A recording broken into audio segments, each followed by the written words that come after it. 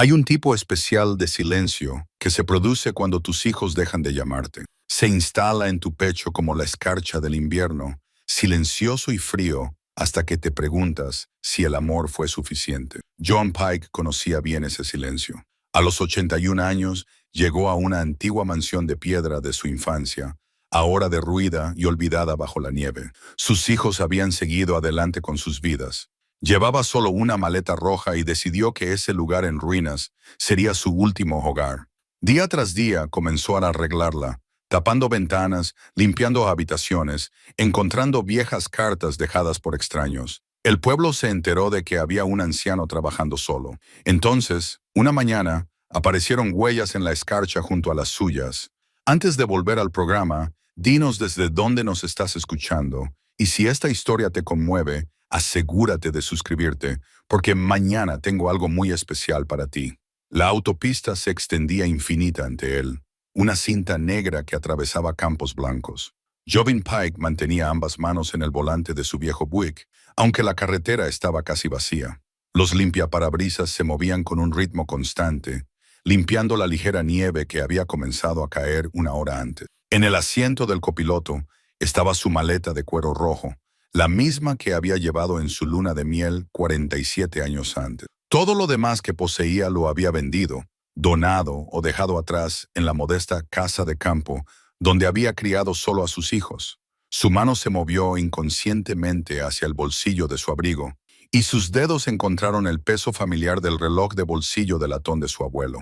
Lo sacó y abrió la tapa con el pulgar. Las manecillas estaban congeladas en las 3:47, como lo habían estado durante años. Tenía la intención de arreglarlo, pero de alguna manera la quietud del reloj le parecía apropiada en ese momento. El tiempo se había detenido para él en cierto modo, o al menos eso parecía cuando las llamadas telefónicas de sus hijos se hicieron más breves, luego menos frecuentes y finalmente cesaron por completo. Margaret tenía ahora 43 años y era abogada corporativa en Boston, con un despacho en esquina y vistas al puerto. Siempre había sido la más seria, incluso de niña, leyendo libros gruesos mientras los demás niños jugaban fuera, organizando sus muñecas por altura y color de pelo.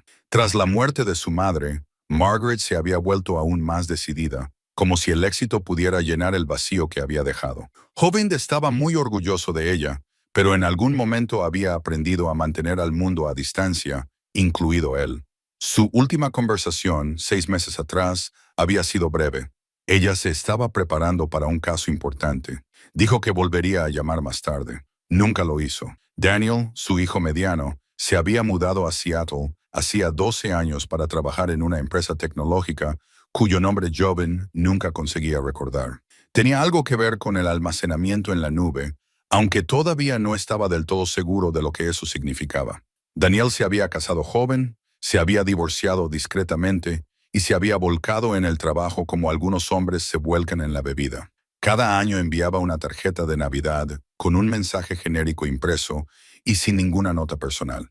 La tarjeta del año pasado había llegado en febrero, reenviada desde su antigua dirección. Jovin había estudiado la foto de Daniel de pie solo frente a la Space Needle, tratando de leer algo en la sonrisa forzada de su hijo. Sarah, la menor, de 37 años, enseñaba literatura estadounidense en una universidad de Chicago. Había heredado la naturaleza amable y el amor por la poesía de su madre. De los 3 hijos, ella era la que se había mantenido más cerca durante más tiempo, llamando todos los domingos por la noche durante años después de la muerte de Anna. Pero incluso Sarah se había alejado. Su marido viajaba constantemente por trabajo. Ella estaba ocupada con comités académicos y trabajos de investigación. Las llamadas pasaron a ser cada 2 semanas, luego mensuales, y finalmente dejaron de producirse. La última vez que había oído su voz fue en su 80 cumpleaños, cuando ella le dejó un mensaje de voz disculpándose por no haber contestado a su llamada y prometiendo volver a intentarlo pronto. No les había dicho a ninguno de ellos que se marchaba. ¿Qué les habría dicho? Que había vendido la casa donde habían crecido porque todas las habitaciones resonaban con la ausencia. Que no podía soportar otra fiesta solo, calentando una ración individual de pavo y viendo películas antiguas que había visto docenas de veces. Que estaba cansado de ser siempre el que llamaba primero el que siempre se acercaba, el que siempre fingía no darse cuenta de la distancia que se creaba entre ellos. La verdad era más simple y más complicada que todo eso. Joven Pike había pasado 30 años como profesor de historia en el instituto, ayudando a los hijos de otras personas a comprender el pasado. Y, de alguna manera, había perdido la pista de su propia historia.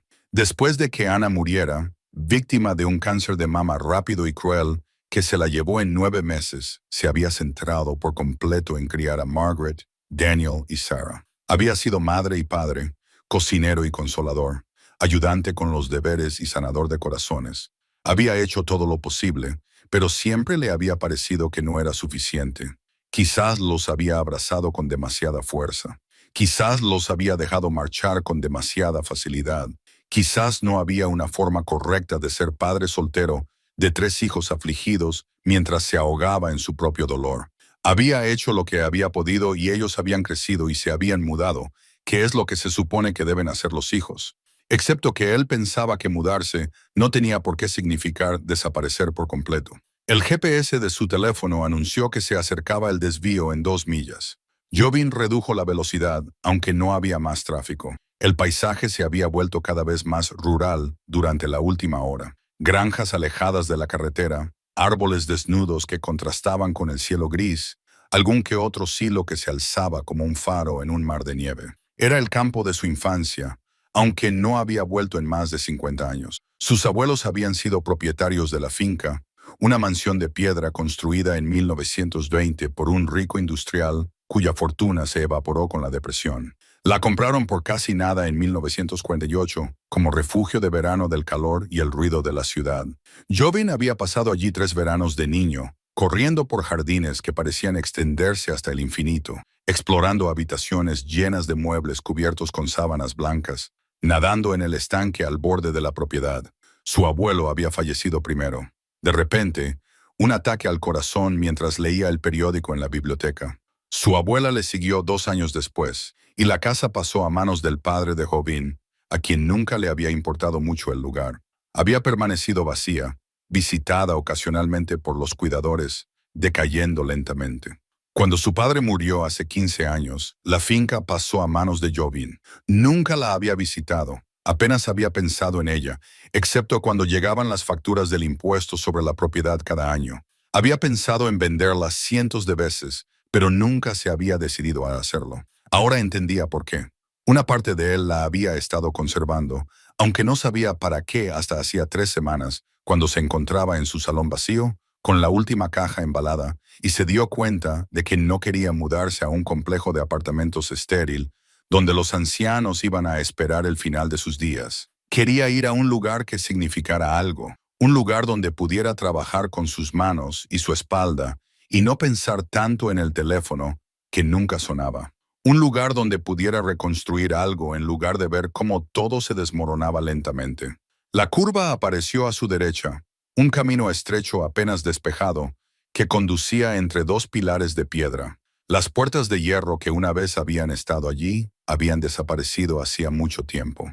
Jovin condujo el Buick por el camino, sintiendo cómo las ruedas crujían sobre la nieve compacta y el hielo. El camino serpenteaba a través de un bosque desnudo durante media milla antes de abrirse a un claro. Y allí estaba. La mansión tenía 3 pisos, con una fachada de piedra gris más oscura de lo que recordaba, manchada por décadas de intemperie y abandono. La nieve se aferraba al tejado inclinado y llenaba los marcos vacíos de las ventanas, donde el cristal se había roto hacía mucho tiempo. La gran escalera de entrada que su abuela solía barrer cada mañana estaba cubierta de nieve. La fuente, en la entrada circular, solo contenía hielo y hojas muertas. Las enredaderas trepaban por las paredes, marrones y quebradizas por el frío del invierno, abriéndose paso entre las piedras. Era peor de lo que había imaginado y, de alguna manera, era perfecto. Jovin aparcó el Buick al pie de la escalera y se quedó sentado un buen rato. Con el motor en marcha y la calefacción a toda potencia, la parte racional de su mente catalogó todo lo que estaba mal. Los daños en el techo, visibles incluso desde allí, los problemas estructurales, la imposibilidad de que un hombre de 81 años restaurara una mansión de 12 habitaciones en medio de la nada durante el invierno. Pero la racionalidad le había proporcionado una vida tranquila, una carrera respetada y una casa llena de recuerdos con los que ya no podía vivir. La racionalidad no le había enseñado cómo hacer que sus hijos lo quisieran lo suficiente como para quedarse. Apagó el motor. El silencio repentino era profundo, solo roto por el tic-tac del metal enfriándose y el graznido lejano de un cuervo. Cogió su maleta roja del asiento del copiloto, abrió la puerta del coche y salió a la nieve, que le llegaba hasta los tobillos. El frío lo golpeó de inmediato, más subió con dificultad los escalones, cada uno de los cuales le exigía un esfuerzo, mientras su aliento salía en forma de nubes blancas. La puerta principal, una enorme pieza de roble y hierro, estaba entreabierta. La cerradura se había oxidado hacía años. Jovin empujó la puerta y entró. El vestíbulo se extendía ante él, con 2 pisos de altura, y una escalera que subía en curva hasta el segundo piso. La nieve había entrado por las ventanas rotas, creando pequeños montones en las esquinas. La lámpara de araña que una vez colgaba del techo yacía en pedazos sobre el suelo de mármol. La pintura se desprendía de las paredes en largas tiras. El olor a moho y descomposición era abrumador. Dejó la maleta en el suelo y caminó lentamente por la planta baja. El salón donde su abuela servía el té, el comedor donde su abuelo cortaba los asados de los domingos, la biblioteca con estanterías que iban del suelo al techo, la mayoría de los libros arruinados por el agua, la cocina con su antigua estufa y el suelo de baldosas agrietadas, el invernadero en la parte trasera de la casa, con las paredes de cristal completamente destrozadas, lleno de esqueletos de plantas que se habían congelado hacía décadas. Todo estaba roto, todo se podía arreglar. Al caer la noche, acampó en la cocina, encontró la válvula de cierre del agua y se sorprendió al ver que las tuberías no reventaban cuando la volvió a abrir. Tenía un hornillo de camping en el coche, sopa enlatada y un saco de dormir apto para climas fríos. Había pensado en ello con más cuidado que en la mayoría de las cosas que había hecho en los últimos años. Esa noche, tumbado en su saco de dormir en el suelo de la cocina, todavía con el abrigo puesto, vio caer la nieve a través de una grieta en el techo. La casa se asentó a su alrededor con crujidos y chirridos, los sonidos de los viejos huesos adaptándose a la ocupación después de años de vacío. Jovin metió la mano en el bolsillo del abrigo y sacó el reloj de latón. 3:47. El tiempo se había detenido. Pensó en sus hijos durmiendo en sus lejanas ciudades, soñando sueños que él nunca conocería. Pensó en su difunta esposa, Ana, que había creído en él incluso cuando él no creía en sí mismo. Pensó en sus abuelos y en la vida que habían construido en esta casa antes de que el tiempo también los alcanzara. Luego pensó en el duelo y en el trabajo que comenzaría, y en la pequeña satisfacción de reparar una cosa rota a la vez. Mañana empezaría con una sola habitación, luego otra y otra más. No tenía fecha límite, nadie le esperaba, ninguna razón para darse prisa. Por primera vez en mucho tiempo, eso le parecía menos soledad y más libertad. El reloj pesaba en su palma. El tiempo se había detenido a las 3:47, pero Jovin Pike iba a volver a ponerlo en marcha. Cerró los ojos y se durmió. La mañana llegó con la pálida luz del sol filtrándose a través de las ventanas rotas, pintando patrones en el suelo polvoriento. Jovin se despertó rígido y frío, con todas las articulaciones protestando mientras se incorporaba, su aliento empañando el aire gélido. El saco de dormir lo había mantenido con vida, pero no cómodo. Tenía 81 años y su cuerpo se aseguraba de que lo recordara cada mañana. Calentó agua en el hornillo de camping para prepararse un café instantáneo, que bebió solo mientras estaba de pie junto a la ventana de la cocina. Afuera, el suelo se extendía en un silencio blanco. Podía ver el borde del estanque en la distancia, completamente congelado. Más allá, el bosque. Más allá, nada más que kilómetros de campo y el pequeño pueblo al que su abuela solía ir en coche a comprar comestibles. ¿Cómo se llamaba? Millbrook. Población, tal vez 1,000 habitantes, si acaso. Después del café vino el trabajo de explorar, no el rápido recorrido de la noche anterior, sino una evaluación real de en qué se había metido. Jovin comenzó por la primera planta, pasando de habitación en habitación, catalogando mentalmente cada grieta, cada mancha, cada cosa rota. Encontró nidos de ratones en las esquinas y rastros de mapaches en el comedor. Los suelos de madera estaban deformados en los lugares donde la lluvia había atravesado el techo. Parte del papel pintado colgaba en tiras, dejando al descubierto el yeso de crin de caballo que había debajo, pero la estructura de la casa era sólida. Los cimientos parecían sólidos. Las paredes de piedra habían resistido décadas de abandono. Era un lugar construido para durar, en una época en la que la gente construía casas como si sus bisnietos fueran a vivir en ellas.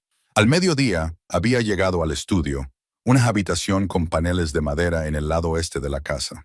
Las pesadas cortinas, podridas, seguían colgadas en las ventanas. Un enorme escritorio dominaba el espacio, de caoba, con intrincados detalles tallados en las patas. Su abuelo había comprado el escritorio con la casa, como parte del mobiliario original. Jobin probó los cajones.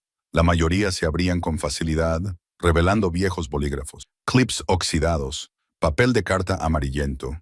El cajón inferior derecho estaba atascado.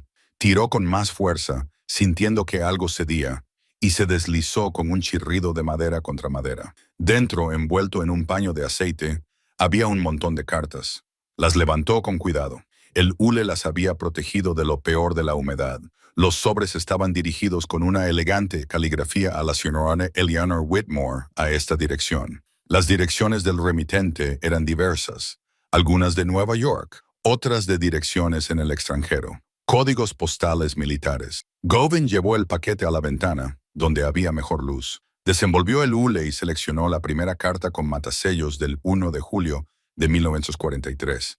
El papel estaba quebradizo, pero legible. Mi querida Eleanor, comenzaba, Francia no es lo que esperábamos. No puedo decirte dónde exactamente, pero quiero que sepas que estoy bien y que pienso en ti constantemente. Los hombres hablan de casa con mucha nostalgia. Les cuento cosas de nuestra casa, de los jardines que cuidas, de cómo James aprendió a montar en bicicleta en el camino de entrada. Estos recuerdos son los que nos mantienen en pie.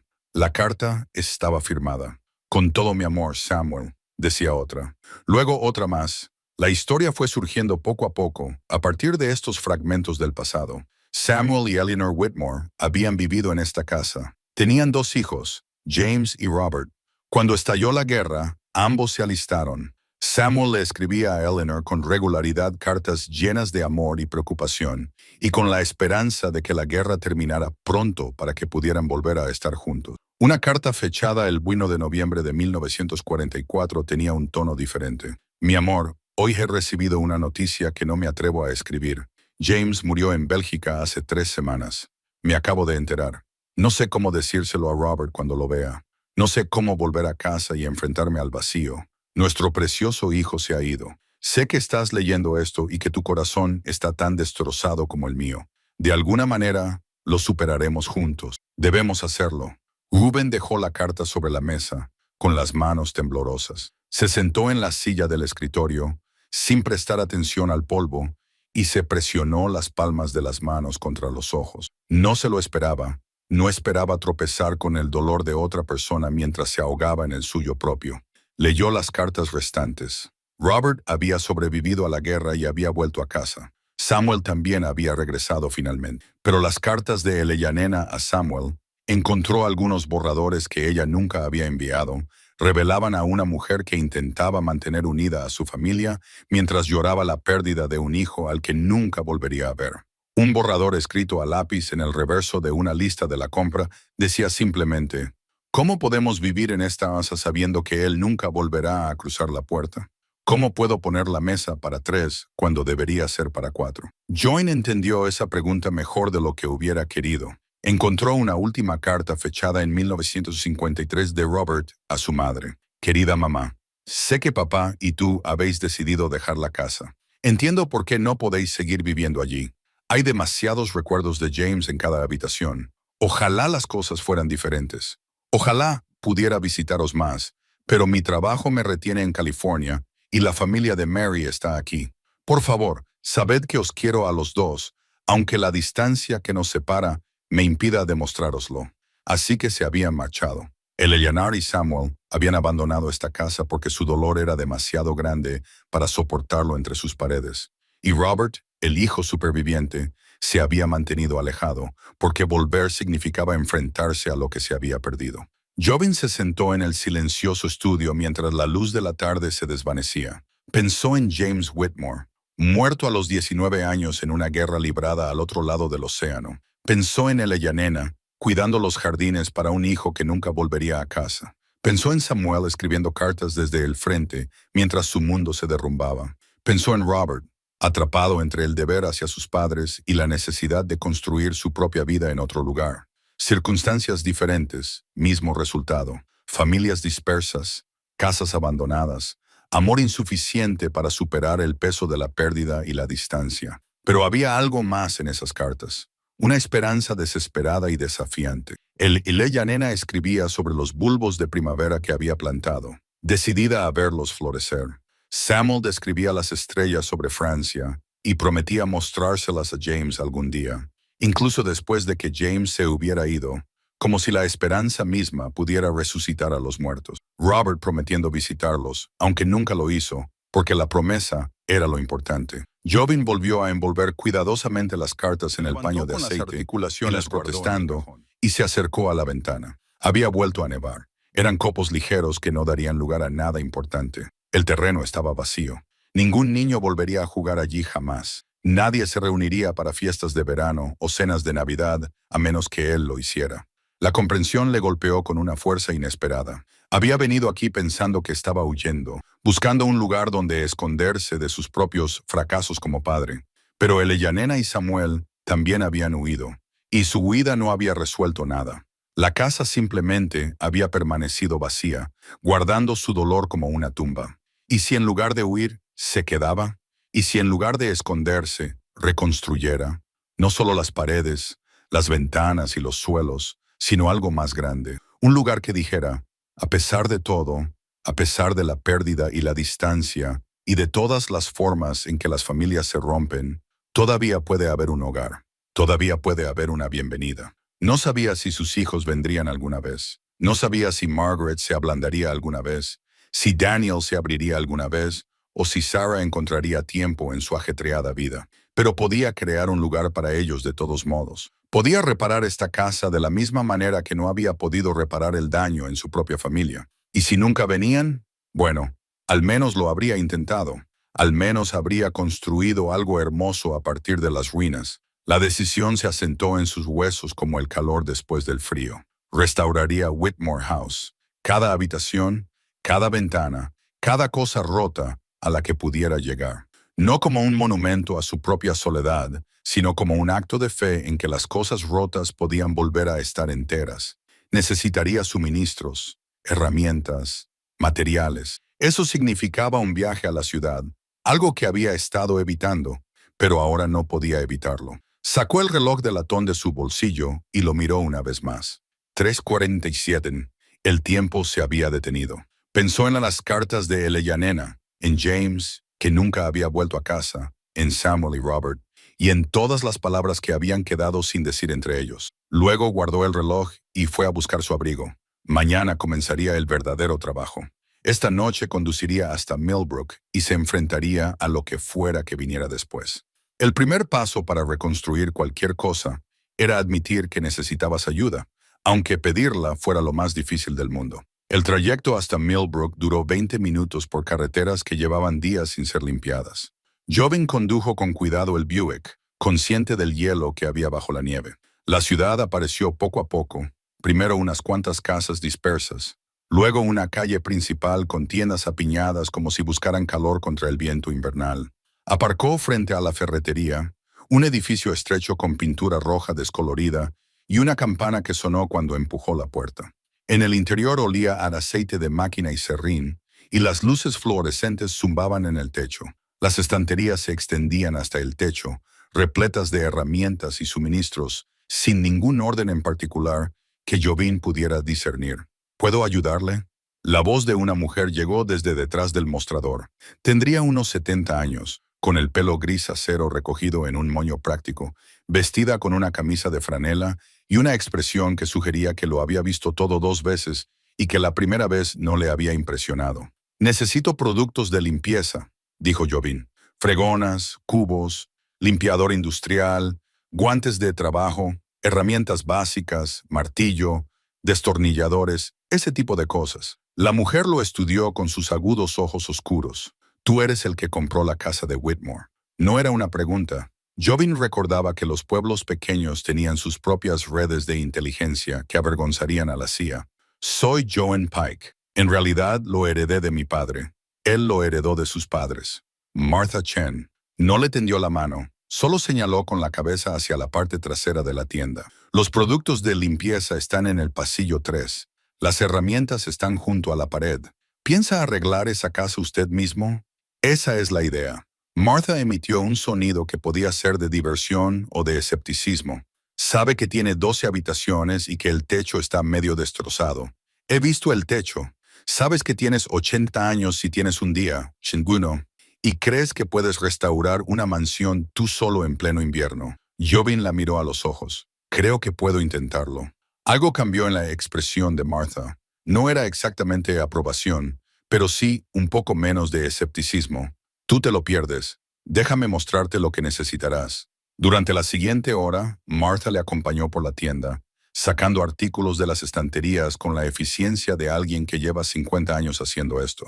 Le explicó qué limpiadores funcionaban con la piedra, cuáles no dañaban la madera antigua, qué cepillos merecía la pena comprar y cuáles eran basura. Le hizo preguntas prácticas sobre la casa, si los cimientos eran sólidos, si había comprobado si había amianto, cuál era su presupuesto, y asintió a sus respuestas sin juzgar. En la caja, sumó todo. El total asustó a Jobin, pero ya se lo esperaba. La pensión de su profesor no era generosa, pero había ahorrado con cuidado y la venta de la casa le había dejado un modesto colchón, suficiente para comprar suministros, suficiente para sobrevivir un año o dos si era cuidadoso. «Volverás», dijo Martha, mientras cargaba los suministros en cajas. «Esto no será suficiente, ni mucho menos. Lo sé. La casa de los Whitmore lleva vacía 20 años. Recuerdo cuando murió el viejo Samuel, creo que a los 67 años. El Lille Llanar le siguió poco después.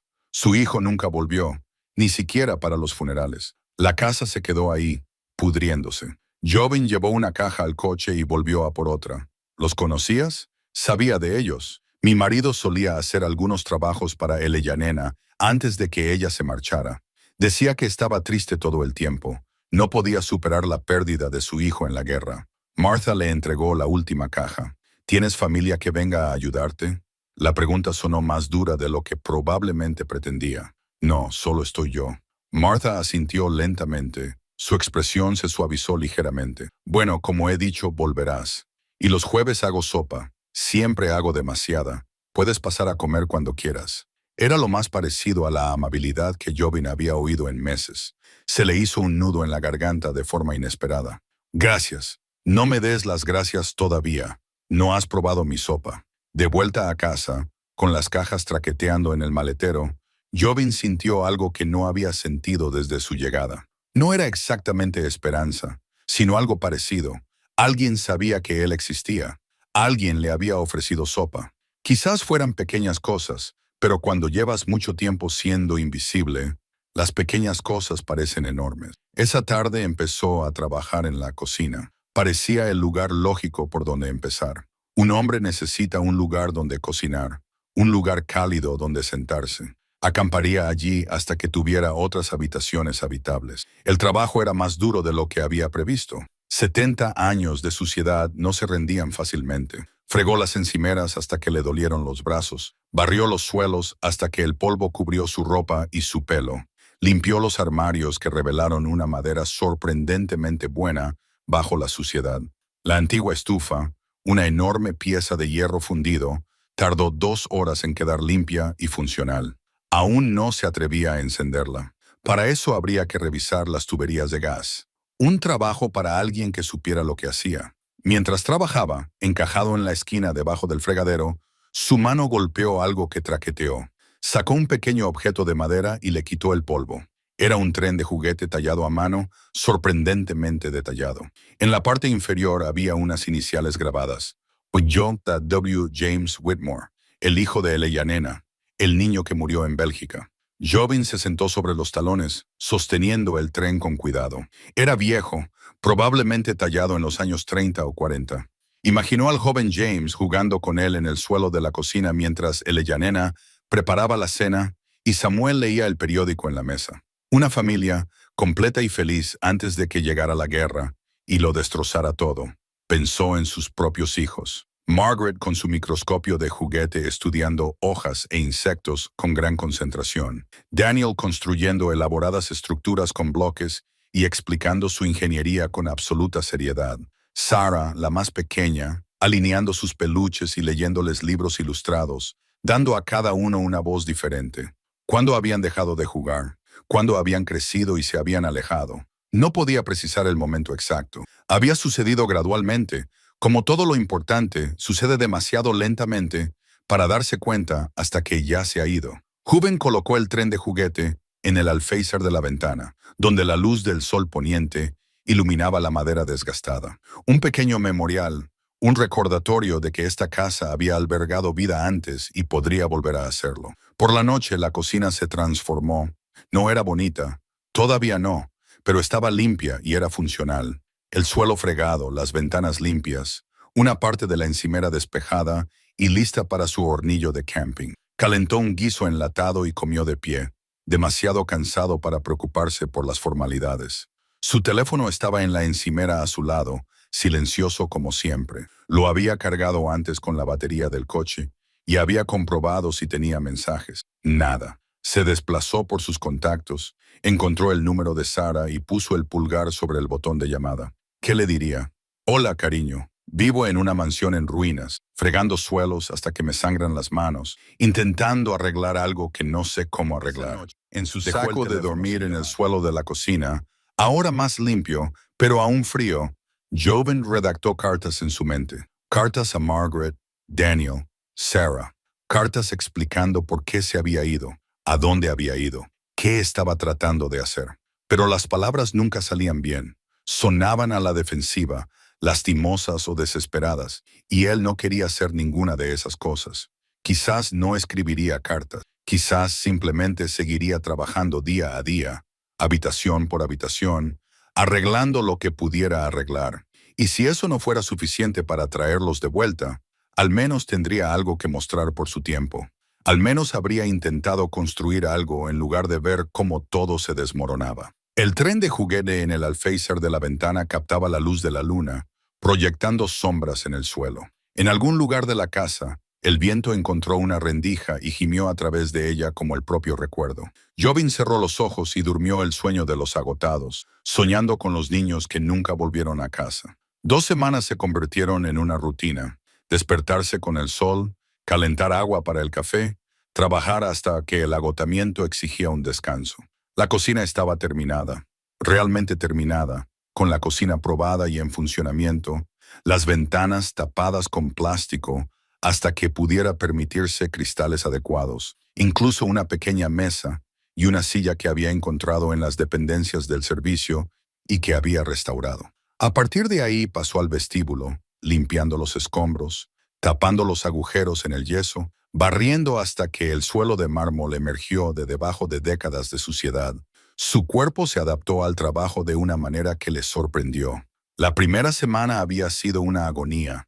Todos los músculos le dolían, las articulaciones le estaban hinchadas y tenía ampollas en las manos a pesar de los guantes de trabajo. Pero poco a poco algo cambió. Los dolores se volvieron familiares en lugar de alarmantes. Su agarre se fortaleció.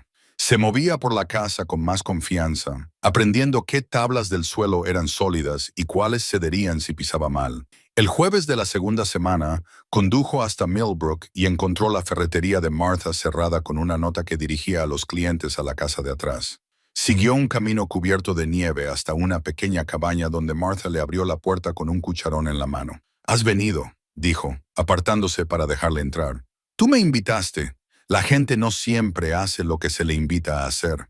La casita estaba cálida, llena del olor a verduras y caldo de pollo. Jovin se sentó a la mesa de la cocina mientras Martha servía sopa en los cuencos. Sacaba el pan que había horneado esa mañana y servía té, sin preguntarle si quería. Comieron en un cómodo silencio durante un rato. La sopa estaba buena, sencilla y sustanciosa. El tipo de comida que sabe a que a alguien le importa si comes o no. «¿Cómo va la casa?», preguntó Martha finalmente. Despacio, el vestíbulo ya está limpio. Voy a empezar con uno de los dormitorios de arriba. Necesito un lugar adecuado para dormir. Tiene sentido. Rompió un trozo de pan y lo mojó en la sopa. Mi marido murió hace 5 años. Un ataque al corazón. Simplemente se desplomó en la tienda una tarde. Murió antes de que llegara la ambulancia. Joven dejó la cuchara. Lo siento. Tuvimos 43 años, más de lo que tienen algunas personas. Ella lo miró con esos ojos penetrantes. Tu esposa murió de cáncer hace 19 años. Tienes 3 hijos, todos mayores, todos lejos. Martha asintió con la cabeza. No preguntó nada más. Algunas cosas no necesitaban explicaciones. El silencio entre ellos transmitía comprensión en lugar de juicio. Después de la sopa vino la piña con una corteza que se desmenuzaba al tocarla con el tenedor. Jobin comió despacio, saboreando cada bocado. ¿Cuándo fue la última vez que comió algo preparado con cuidado en lugar de calentado de una lata? Hay un manitas en la ciudad, dijo Martha. Pete Harrigan hace un buen trabajo y tiene precios razonables. Quizás te interese su número. Estoy intentando hacerlo yo mismo. El orgullo es caro. También lo es caerse de una escalera cuando no hay nadie cerca para pedir ayuda. Jobin sonrió a pesar suyo. Tu argumento es convincente. Soy mayor. Me he ganado el derecho a ser franca. Escribió un número en un trozo de papel y lo deslizó por la mesa. Al menos llámalo para lo del techo. No es un trabajo para una sola persona, y menos aún para alguien de tu edad. Guardó el número en el bolsillo, sabiendo que ella tenía razón, aunque no estaba dispuesto a admitirlo. Gracias por la compañía. Vuelve el próximo jueves. Siempre preparo demasiada comida. Conduciendo a casa, la oscuridad se apoderaba del campo. Jobin sintió el peso del día de otra manera. No exactamente más ligero, sino distribuido. Alguien sabía dónde estaba. Alguien lo esperaba la semana siguiente. Estas pequeñas conexiones, frágiles como la seda de araña, podían no parecer gran cosa, pero para un hombre que había estado solo durante demasiado tiempo, eran como un salvavidas. A la mañana siguiente se produjo una catástrofe. Jobin se despertó con el ruido de algo que se estrellaba en el piso de arriba. Salió a toda prisa de su saco de dormir, todavía aturdido, y corrió hacia el ruido. En el ala este, parte del techo se había derrumbado. La nieve y los escombros cubrían el suelo de lo que había sido un dormitorio. Los daños se extendían hasta el tejado. Podía ver el cielo gris a través de un agujero irregular. Se quedó en la puerta, evaluando la situación. El derrumbe no era estructural, solo el yeso viejo que finalmente cedía bajo el peso de la nieve acumulada. Pero eso significaba que el tejado estaba peor de lo que pensaba, que el agua entraría con la próxima tormenta, que los daños se extenderían a otras habitaciones si no actuaba rápido. Jobin bajó las escaleras, encontró su teléfono y se quedó mirando el trozo de papel que Martha le había dado. El orgullo es caro, marcó el número. Harrigan. La voz era áspera, curtida. Me llamo Govan Pike. Martha Chen me ha dado su número. Tengo un problema con el techo que requiere atención. En Whitmore Place. Por supuesto, él lo sabía. Así es, iré a echar un vistazo esta tarde. No prometo nada, pero echaré un vistazo. Pete Harrigan llegó a las 2 en una camioneta que había visto mejores décadas. Tenía unos 60 años, el físico de un hombre que se había pasado la vida trabajando con las manos, hombros anchos, nudillos llenos de cicatrices, el rostro arrugado por el sol y el paso del tiempo. Se movió por la casa con la eficiencia de alguien que evalúa los daños estructurales. Apenas habló, salvo para hacer preguntas prácticas. En el ala este, estudió el techo derrumbado, miró a través del agujero hacia el tejado y luego se volvió hacia Joan. Tienes suerte de que no haya sido peor. Tras semana de nieve y podrías haber perdido todo el ala. ¿Puedes arreglarlo? ¿Se puede arreglar cualquier cosa con tiempo y dinero suficientes? La pregunta es, si quieres invertir en este lugar. Yo ya he invertido. Pete asintió lentamente. De acuerdo entonces. Puedo parchear el techo, impermeabilizarlo. No quedará bonito, pero aguantará. El techo necesita una reparación adecuada, yeso nuevo, todo el trabajo. Eso requiere mano de obra especializada. ¿Cuánto cuesta? Pete dio una cifra que le revolvió el estómago a Jobin y luego añadió. Puedo hacerlo a plazos. Trabajaré unos días. Tú pagas los materiales y mi tiempo. Ya veremos cómo va. ¿Por qué harías eso? Porque Martha me llamó ayer y me dijo que eras demasiado terco para pedir ayuda. Porque esa casa se merece algo mejor que quedarse en ruinas. Y porque Hizo una pausa con un cambio en su expresión, porque sé lo que es trabajar solo en algo cuando no deberías tener que hacerlo. Se dieron la mano. Pete empezaría mañana, trabajaría 3 días a la semana hasta que el techo estuviera seguro. Jovin ayudaría en lo que pudiera, pagaría lo que pudiera permitirse e intentaría no discutir cuando Pete le dijera que estaba haciendo algo mal. Esa noche, Joan llamó al número de Sarah. Sonó 4 veces, saltó el buzón de voz, con su voz alegre y profesional. Ha llamado a Sarah Pike. Por favor, deje un mensaje. Colgó sin decir nada. ¿Qué habría dicho? Pero de pie en la cocina, mirando el tren de juguete en el alféizar de la ventana. Tomó una decisión. Encontró papel y bolígrafos en la tienda de Martha y comenzó a escribir. Querida Sarah, comenzó, luego se detuvo, lo tachó y volvió a empezar. Sarah, estoy viviendo en la antigua casa de los abuelos, la que visitamos aquel verano cuando tenía 6 años. La estoy arreglando. Es un trabajo duro, más duro de lo que esperaba, pero me siento bien. Quería que supieras dónde estoy. Quería que supieras que estoy bien. Pienso en ti todos los días. Con cariño, papá. Escribió la dirección en el sobre y luego escribió 2 cartas más, una para Margaret y otra para Daniel. Todas ellas sencillas, sinceras, sin acusaciones ni exigencias, solo información, solo para ponerse en contacto. No las envió. Todavía no, pero las dejó sobre la mesa de la cocina. 3 sobres blancos que representaban 3 oportunidades que aún no estaba preparado para aprovechar. Afuera, la nieve comenzó a caer de nuevo. Adentro, la casa crujía y se asentaba a su alrededor. Menos vacía de lo que había estado 2 semanas atrás. El progreso era lento, pero era progreso.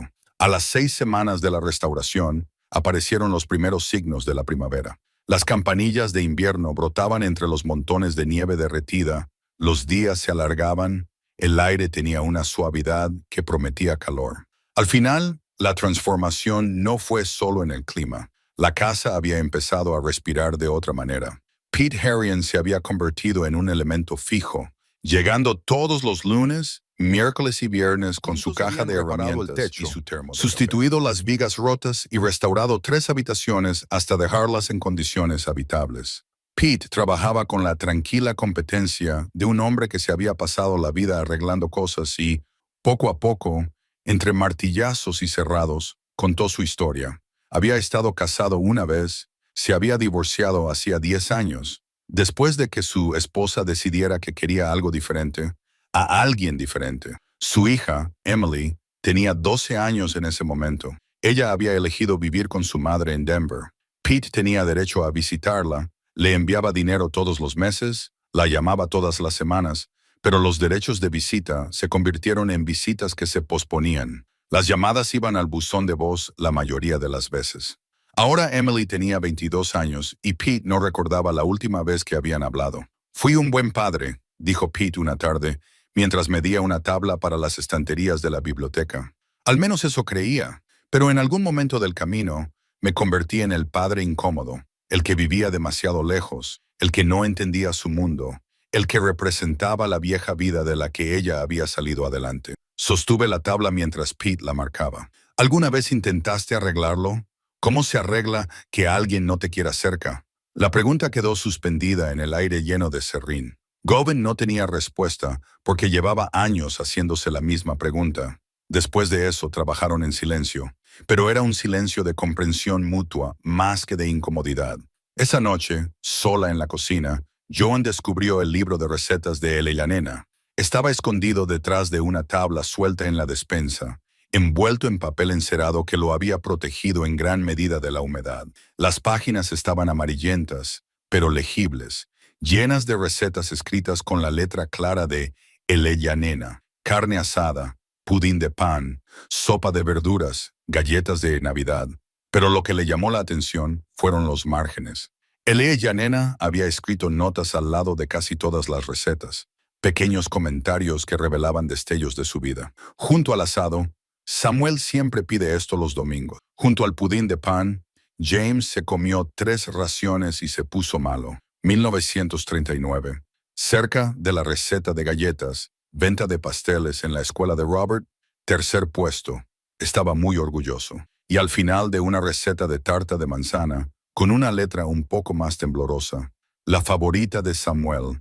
Lo hizo el día antes de morir, el 3 de junio de 1967. Dijo que era el mejor que había hecho nunca. Nunca volveré a hacerlo. Jobin leyó esa última nota 3 veces.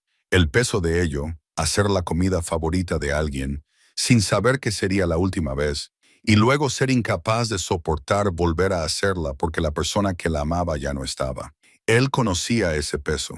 Después de la muerte de Ana, había evitado sus cosas favoritas durante años. Su perfume, su música, su té de frambuesa que permaneció intacto en el armario hasta que finalmente lo tiró una década más tarde. No porque esas cosas le dolieran demasiado, sino porque le dolían justo lo necesario y él no sabía cómo permitirse sentirlo. Por impulso, Joan consultó la receta. Tenía harina, azúcar, mantequilla. En el mercado del pueblo encontraría manzanas y canela. Podía hacer este pastel. Podía revivir la receta de Eleyanena en la cocina donde ella la había escrito. Al día siguiente era jueves. Condujo hasta Millbrook, compró los ingredientes y se detuvo en casa de Martha para tomar sopa, como era ya habitual. Mientras comían pan y caldo, le habló del libro de recetas. ¿Vas a hornear? Martha arqueó una ceja. Solía hornear con mi esposa. Después de que ella falleció, horneaba con mis hijos. A Sara le encantaba especialmente.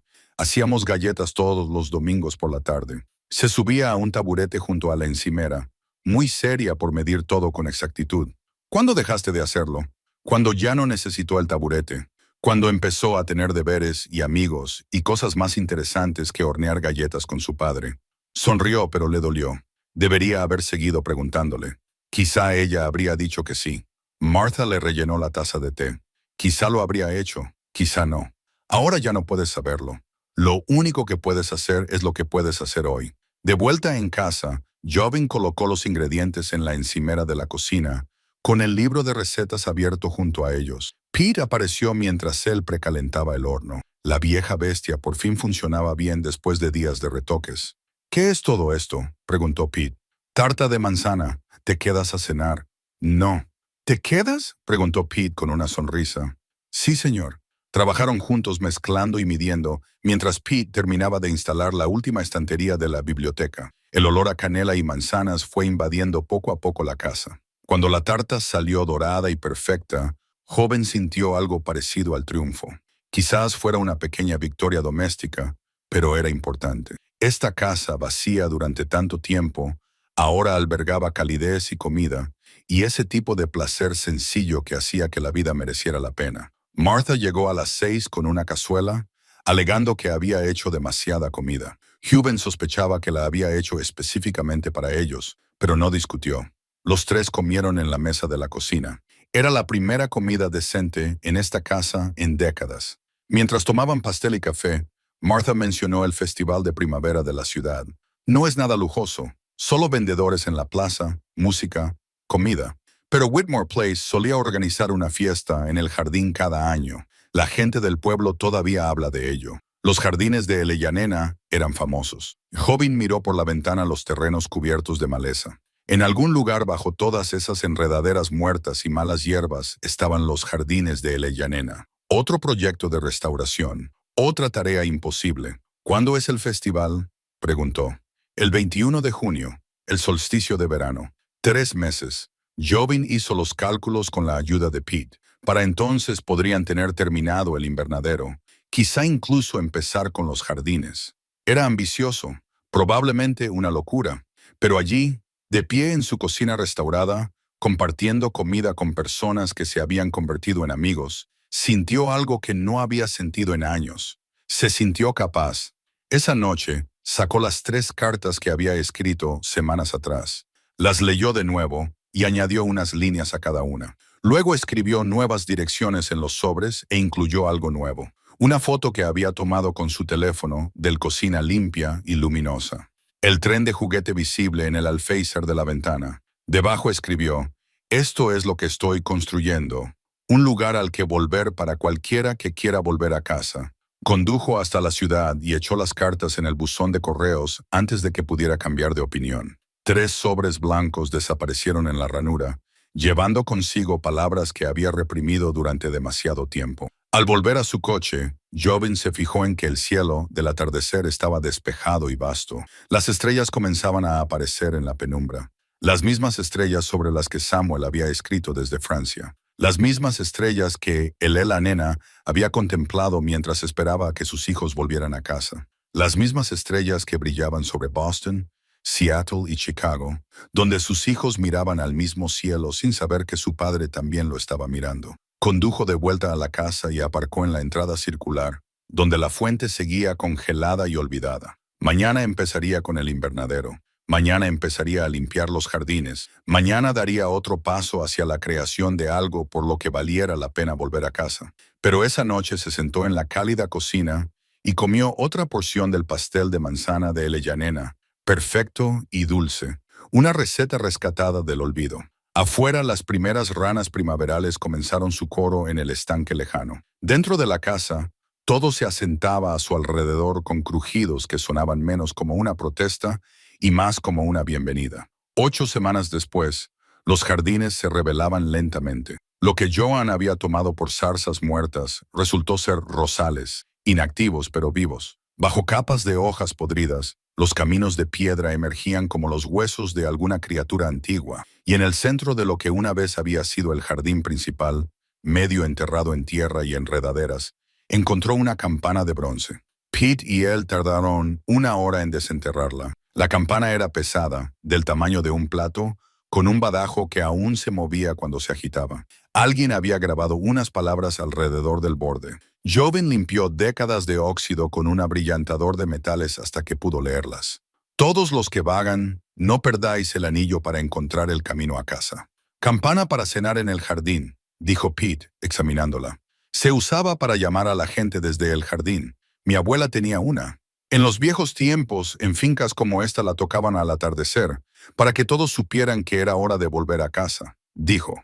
Jauven giró la campana entre sus manos, sintiendo su peso, su propósito, una forma de llamar a la gente a casa. Pensó en las cartas que había enviado 2 semanas antes y que no habían recibido respuesta. Sin respuestas, sin llamadas, sin confirmación de que las habían recibido. Quizás las habían tirado sin leer. Quizás sus hijos habían leído sus palabras y no habían sentido nada.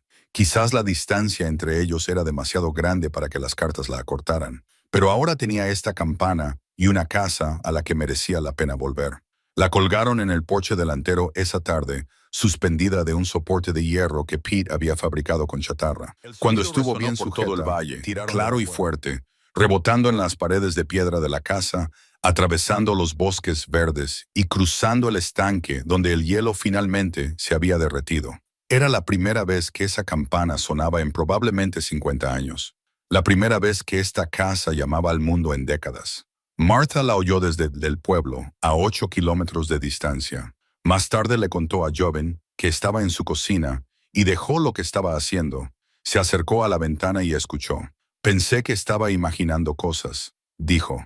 Entonces me di cuenta de que alguien había devuelto la vida a esa vieja campana. La noticia se extendió por Millbrook como se extienden las noticias en los pueblos pequeños, rápidamente y con adornos. El anciano de la casa de los Whitmore había restaurado la campana de la cena. Estaba arreglando toda la finca, trabajando en los jardines.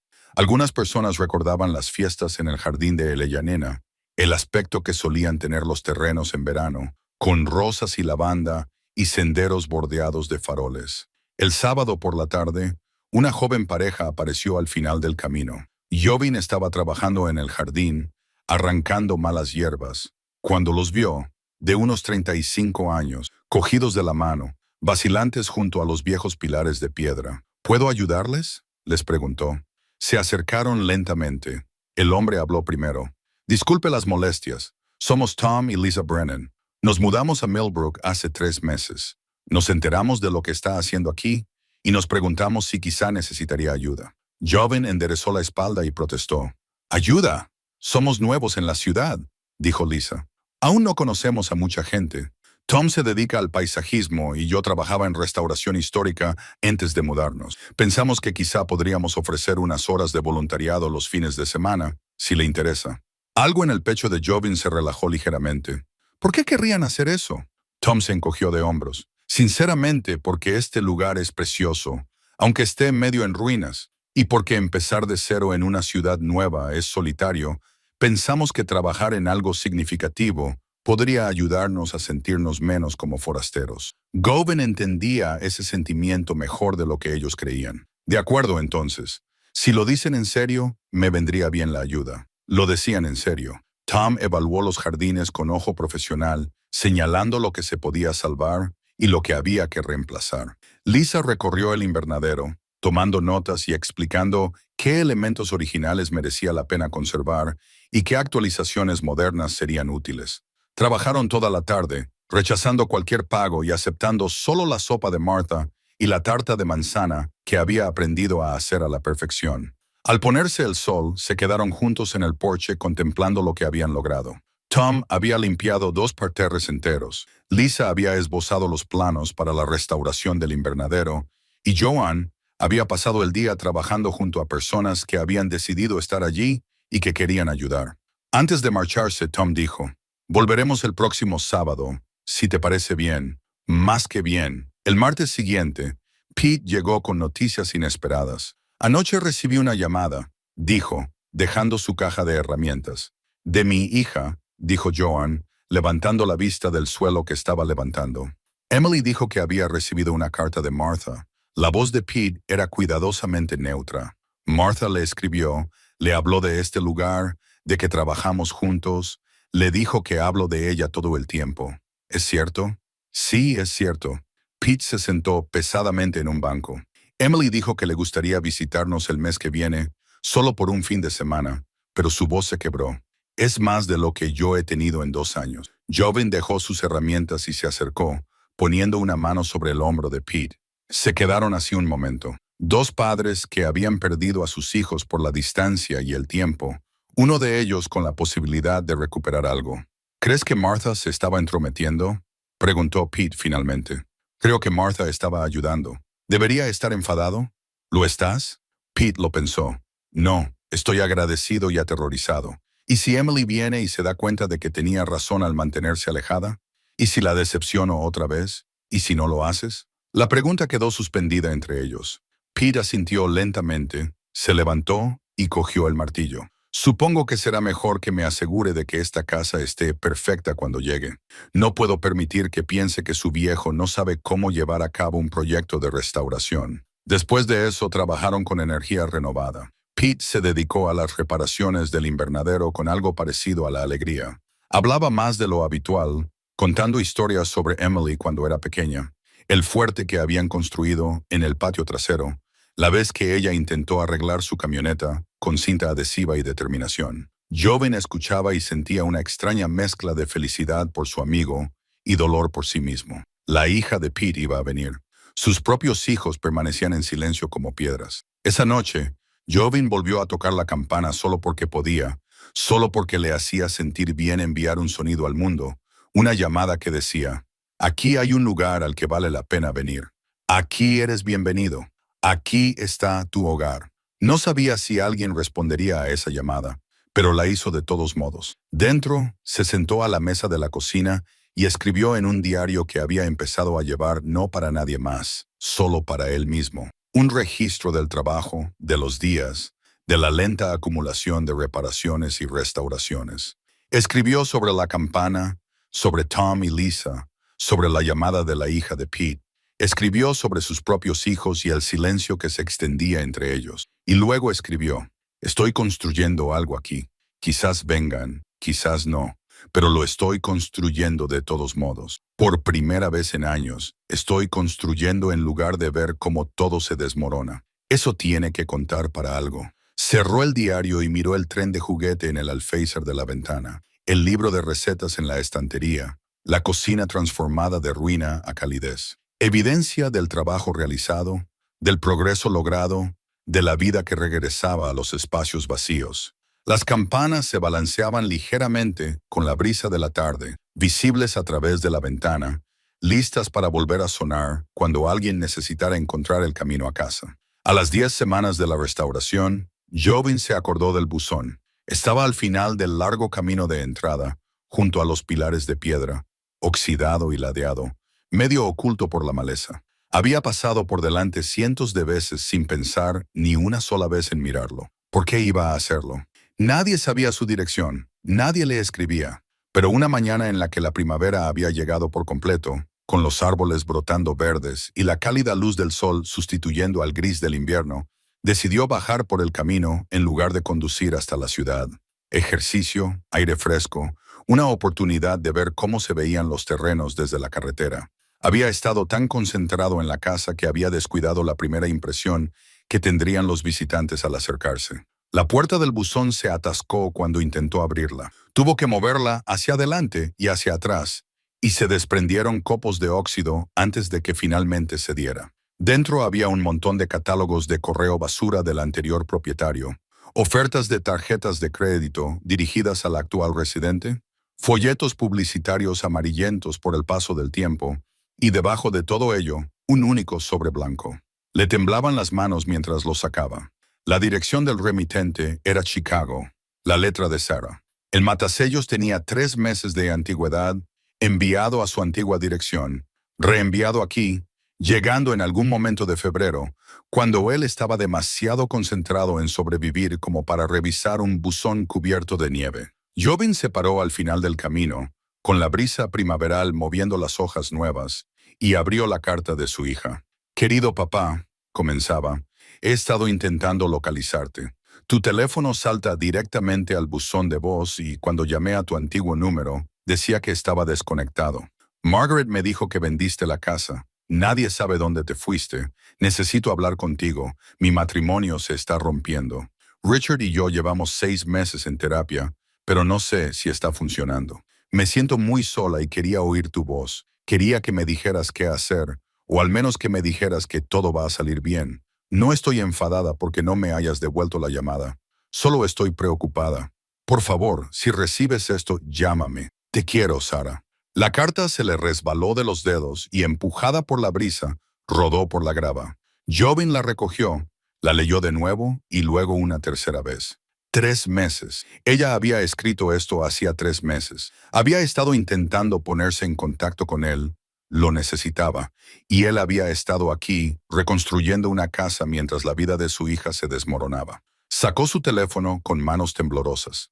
El teléfono que había comprado para reemplazar al antiguo, el que había configurado apresuradamente antes de irse, sin molestarse en transferir correctamente su número, actualizar su buzón de voz o asegurarse de que funcionara correctamente. Había estado tan concentrado en su propio aislamiento que sin querer se había vuelto inaccesible. Llamó a Sarah. Sonó 2 veces y luego saltó el buzón de voz. Su voz era la misma de siempre. «Ha llamado a Sarah Pike. Por favor, deje un mensaje. Sarah, soy papá. Acabo de recibir tu carta. Lo siento mucho». Su voz se quebró. «Por favor, llámame». A continuación, llamó a Margaret. Ella respondió al cuarto tono. Su voz era seca y profesional. «Soy Margaret Pike. Margaret, soy tu padre». Una pausa.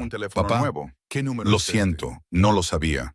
¿Tienes idea de lo preocupados que hemos estado?» Su voz era fría, el tono que usaba en los tribunales. «Vendiste la casa, desconectaste el teléfono y desapareciste. Daniel pensó que podrías estar muerta. Sarah ha estado llamando a los hospitales. No quería preocupar a nadie. Me mudé a... ¿Dónde? ¿A dónde te mudaste? Eso requirió cortar todo contacto con tu familia. Estoy en la antigua casa del abuelo. La finca. La estoy arreglando». Otra pausa. Esta vez más larga. «La casa en medio de la nada que lleva abandonada décadas». «¿Esa casa?» «Sí». «¿Por qué lo has hecho?» Se detuvo y respiró hondo. Él podía oír cómo se le quebrantaba la compostura. «Pensábamos que no querías saber nada de nosotros. Cuando tu teléfono dejó de funcionar y no nos diste un nuevo número, pensamos que habías terminado con nosotros». Las palabras le golpearon como golpes físicos. «¿Qué? No, nunca lo haría. Entonces, ¿por qué no nos dijiste a dónde ibas?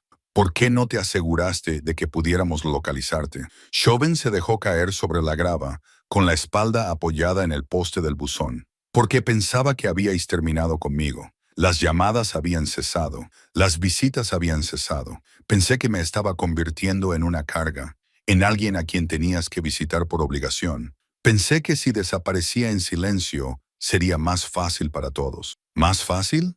La voz de Margaret se elevó. Pensaste que sería más fácil hacernos creer que te habíamos perdido. Lo siento mucho. Hoy recibí la carta de Sara. La envió hace meses, pero no revisé el buzón. No pensé que nadie me escribiría. Por supuesto que te escribiríamos. Por supuesto que te llamaríamos. Eres nuestro padre. Su voz se quebró. La fachada profesional desapareció. No puedes irte sin despedirte. No puedes decidir que estaremos mejor sin ti. ¿Puedo hablar con Sara? En su carta decía que su matrimonio es un desastre. Se ha sentido abrumada y la única persona con la que quería hablar había desaparecido. Margaret hizo una pausa. Le diré que has llamado. Pero papá, tienes que arreglar esto.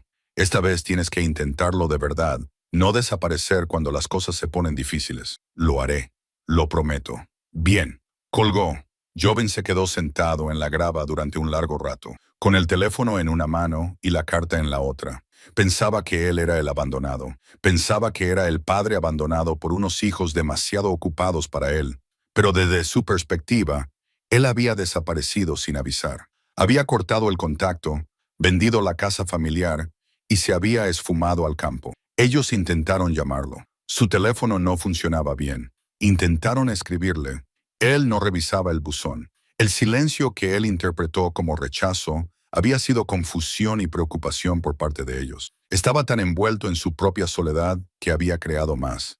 Daniel llamó una hora más tarde. «Papá, Daniel, lo siento mucho. ¿Dónde diablos estás?» La voz de su hijo estaba tensa por la ira y el alivio. ¿Sabes lo que es llamar al teléfono de tu padre y no obtener respuesta? Pasar por su casa y ver que la han vendido. Pensábamos que estabas muerto o enfermo o estoy en la finca del abuelo. La estoy arreglando. Debería habértelo dicho. Debería haberme asegurado de que mi teléfono funcionara. Pensé que había dejado de hacerlo. Pensé que no querías saber nada de mí. ¿Por qué pensaste eso? Porque las llamadas se detuvieron. Porque pasaron los años y nadie te visitó. Porque todos estamos ocupados y somos estúpidos y te dimos por sentado, dijo Daniel. Porque me avergonzaba llamarte después de mi divorcio y decirte que había fracasado en mi matrimonio. Porque era más fácil mantenerme alejado que enfrentarme a ti y admitir que mi vida no era perfecta. Pero eso no significa que dejara de quererte. Eso no significa que quisiera que te fueras. Esas palabras rompieron algo en el pecho de joven. No lo sabía. Bueno, ahora lo sabes. Y te vas a quedar donde estás. Y vas a mantener tu teléfono encendido. Y vas a contestar cuando te llamemos. Entendido. Entendido. Bien. Tengo que irme, pero papá, me alegro de que estés vivo, aunque seas un idiota. Esa noche, Pete encontró a Joven sentado en el porche delantero, mirando fijamente a la nada. Se sentó a su lado sin decir nada. Esperó. Envié cartas a mis hijos, dijo Joven finalmente. Les dije dónde estaba, qué estaba haciendo. Los invité a visitarme, pero ya llevaban meses intentando ponerse en contacto conmigo. Yo no lo sabía porque mi teléfono estaba roto y no revisaba el buzón. Todo ese tiempo pensé que me habían abandonado. Ellos pensaban que yo los había abandonado. Pete se quedó callado por un momento. ¿Qué vas a hacer? No lo sé. Están enojados. Tienen derecho a estarlo. Desaparecí sin avisar. Desde su perspectiva me escapé. ¿Lo hiciste? Lo pensé. Quizás huía de ser una carga, de envejecer y necesitar ayuda, de pedir ayuda. Ahora estás pidiendo ayuda aquí, con esta casa.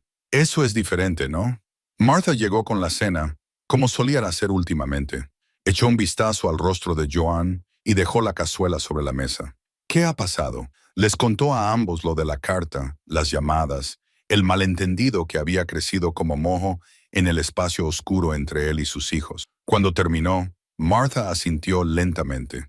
Así que cometiste un error. Varios errores. Tienes 81 años, no estás muerto. Puedes arreglar los errores, no sé cómo. De la misma manera que has estado arreglando esta casa, dijo ella, poco a poco. No puedes deshacer los últimos 3 meses, solo puedes construir a partir de donde estás ahora. Esa noche, escribió nuevas cartas a cada uno de sus hijos.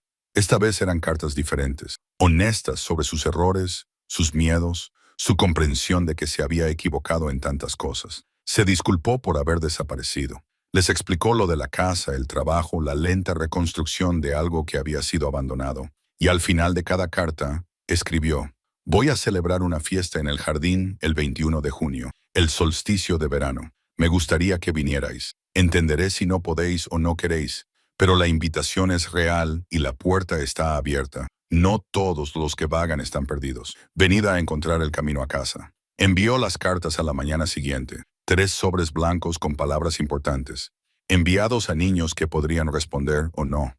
Era todo lo que podía hacer. El resto dependía de ellos. Tras 12 semanas de restauración, llegó mayo con calor y determinación. Jobin trabajaba ahora con renovada urgencia, no frenético, sino concentrado. Faltaban 6 semanas para el 21 de junio. La fiesta en el jardín se celebraría independientemente de si sus hijos venían o no, porque el trabajo en sí mismo había cobrado una importancia que superaba sus intenciones originales. El invernadero se había convertido en su obsesión. Pete compartía esa obsesión, entendiendo sin palabras que esa habitación, medio destruida, hermosa incluso en ruinas, representaba algo más grande que el cristal y el hierro. Trabajaron juntos, quitando los viejos marcos, midiendo los nuevos cristales, reforzando la estructura para que no se derrumbara bajo el peso de otro invierno. Tom pasaba los sábados limpiando los jardines, siguiendo lo que podía encontrar del diseño original de Eleyanena. Descubrió rosales que habían sobrevivido a décadas de abandono, con raíces profundas y resistentes. Encontró bancos de piedra enterrados bajo la hiedra. Desenterró un reloj de sol con la inscripción casi borrada. Solo las palabras tiempo y jardín seguían legibles. Lisa investigó los registros históricos en la biblioteca y encontró fotografías de la finca de 1952. Las llevó a Jobin un jueves por la tarde y las extendió sobre la mesa de la cocina. Allí estaba el jardín de Eleyanena en plena floración, con rosas y lavanda, senderos bordeados de boj y el invernadero resplandeciente en el crepúsculo veraniego. Así es como era, dijo Lisa, trazando con el dedo el diseño. ¿Podemos recrearlo? No exactamente, pero casi. Goben estudió las fotografías y vio a su abuela de joven entre las flores, con Samuel a su lado, vestido con una camisa blanca y tirantes. En otra foto, 2 niños corrían por los jardines, con los rostros borrosos por el movimiento y el paso del tiempo. James y Robert, capturados en un momento de alegría antes de la guerra y la pérdida, lo cambiaron todo. Hagámoslo, dijo. Se corrió la voz por Millbrook de que Whitmore Place estaba planeando una fiesta en el jardín. La noticia se extendió por la ferretería, la cafetería, la oficina de correos, ganando impulso y voluntarios. Gente que Jobin nunca había conocido se detuvo para ofrecer su ayuda. Una anciana trajo plántulas de su propio jardín, las mismas variedades que Eleyanena había cultivado, conservadas durante generaciones. Un contratista jubilado echó un vistazo al invernadero y sugirió algunas mejoras estructurales. Un profesor de música del instituto preguntó si la fiesta necesitaría músicos, y la casa se llenó de actividad y vida. Cualquier día, media docena de personas podían estar trabajando en diferentes proyectos. Martha organizaba los suministros, Pete instalaba ventanas, Tom plantaba flores y Lisa dirigía la restauración general con el ojo de una arquitecta para los detalles. Era agotador, era glorioso. 2 semanas antes de la fiesta, Jobin estaba trabajando en el ático, revisando las cajas que habían dejado los anteriores propietarios, cuando encontró una fotografía en un marco antiguo. El cristal estaba roto, pero la foto estaba intacta. Una familia de pie en la escalera de entrada de la casa. Era verano, probablemente 1985, a juzgar por la ropa, un Jobin más joven, todavía con el pelo oscuro. Anna a su lado, radiante con un vestido de verano, y 3 niños. Margaret, seria incluso a los 13 años. Daniel, sonriente a los 10, y Sarah, de 7 años, con un conejo de peluche en brazos. Jobin no recordaba que se hubiera visita, aunque era evidente que habían venido aquí. Se habían parado en estos escalones y habían sonreído para la cámara. Su padre debió de haber tomado la foto y guardarla después de aquel verano. ¿Cuántos otros momentos había olvidado? ¿Cuántas visitas, conversaciones y pequeñas alegrías se habían escapado por las grietas de su memoria? Llevó la foto abajo, limpió el cristal con cuidado y la colocó en el invernadero, donde la luz de las nuevas ventanas la iluminaba. Su familia, congelada en el tiempo, conservada en esta casa que se suponía que era solo un refugio de verano, pero que en cambio había sido testigo de tantos momentos cruciales. Esa noche, escribió en su diario: «Hoy he encontrado una foto. Vinimos aquí una vez, todos juntos. No lo recuerdo, pero la foto no miente. Éramos felices. Estábamos completos. Quiero creer que podemos volver a estarlo, aunque sea de otra manera.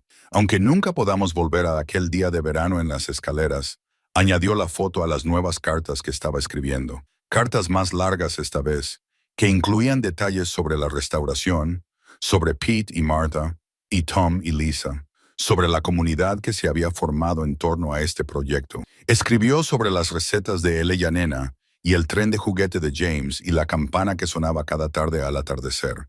No os pido que arregléis el pasado, escribió a cada uno de los niños. Os invito a ver el presente, a ver lo que he construido a partir de las ruinas, a ver que incluso las cosas rotas pueden volver a ser hermosas.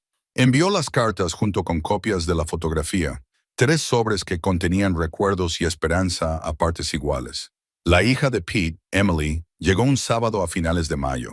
Jovin observó desde el invernadero cómo se detenía la camioneta de Pete y una joven salía de ella, mientras padre e hija se miraban a través de 1 metro de grava y 2 años de silencio. Entonces Emily dio un paso adelante y abrazó a su padre, y los hombros de Pete se sacudieron con los sollozos que había estado conteniendo durante demasiado tiempo. Pasaron el día en la casa. Emily se maravilló con la restauración, y Pete le mostró todo lo que había construido y arreglado con un orgullo apenas contenido. Para la cena, Martha había traído comida suficiente para 10 personas. Emily contó historias sobre la universidad, su trabajo y su vida, y Pete escuchaba con la intensidad de un hombre que memoriza cada palabra. Debería haber llamado antes, dijo Emily. Tenía la intención de hacerlo, pero el tiempo pasaba y se hacía más difícil. Sé lo que se siente, dijo Joven en voz baja. Después de la cena, Pete y Emily pasearon juntos por los jardines, hablando en voz baja sin que se les oyera. Cuando regresaron, Pete tenía los ojos enrojecidos, pero su sonrisa era sincera. Se quedará durante la fiesta, le dijo a Jovin más tarde. Quiere ayudar, dijo ella. Se le quebró la voz. Dijo que está orgullosa de mí, de este trabajo, de lo que hemos construido. Jovin le puso la mano en el hombro a su amigo. Bien, eso está bien. Las 2 últimas semanas se difuminaron en una vorágine de trabajo. El invernadero se fue montando pieza a pieza. Se instaló el nuevo cristal, se pintó la estructura y se restauró el suelo para que volviera a brillar. Tom transformó los jardines de un lugar salvaje a algo parecido a la belleza, plantando cientos de flores, podando setos y restaurando senderos. Lisa lo coordinó todo con la eficiencia de un general dirigiendo a sus tropas. Martha organizó la comida, reclutando a otras mujeres del pueblo que recordaban las fiestas en el jardín de Ella y Nena y querían recrear la magia. Planearon un menú a partir del libro de recetas de Ella y Nena, su estofado, su famoso pastel de manzana, su limonada hecha con miel en lugar de azúcar. Las mesas fueron prestadas por la iglesia. Las sillas aparecieron de varios áticos y sótanos del pueblo. Alguien donó manteles. Otro proporcionó linternas para iluminar los senderos. Toda la comunidad se había volcado en esta fiesta, en esta restauración, en la idea de que no se debe permitir que las cosas bonitas mueran. 3 días antes de la fiesta, Jovin recibió una llamada. Margaret, papá, he recibido vuestras cartas, todas. Su corazón latía con fuerza. Sarah y yo lo hemos estado hablando. Daniel también. Estamos tratando de decidir si podemos ir. Entenderé si no podéis. Es un viaje largo. Y deberíamos haber venido antes. Eso es lo que Sarah no deja de decir. Deberíamos haber venido hace años, antes de que las cosas se estropearan tanto. Las cosas no están estropeadas sin remedio. Jovin dijo. He aprendido en estos últimos meses que incluso las casas que llevan décadas vacías pueden volver a cobrar vida. Margaret se quedó callada un momento. Te diré algo sobre la fiesta. Colgó antes de que él pudiera responder.